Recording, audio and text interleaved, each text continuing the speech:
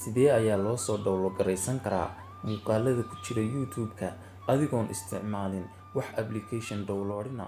Haddaba waxaynu soo furanaynaa Chrome si aynu u soo download garaysano muuqaalada ku jira YouTube-ka inagoon isticmaalin wax application downloadina.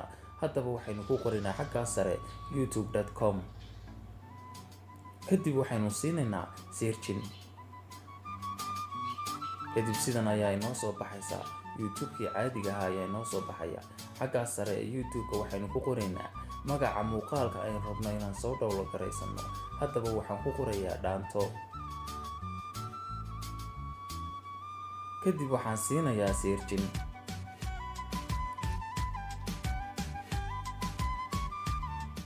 sidan ayaa inoo soo baxaysa muuqaalka aan rabo inaan soo download garaystaa waa kan. haddaba xaggaa ugu sarreysaa M-ta iyo Y-da dhexdeeda.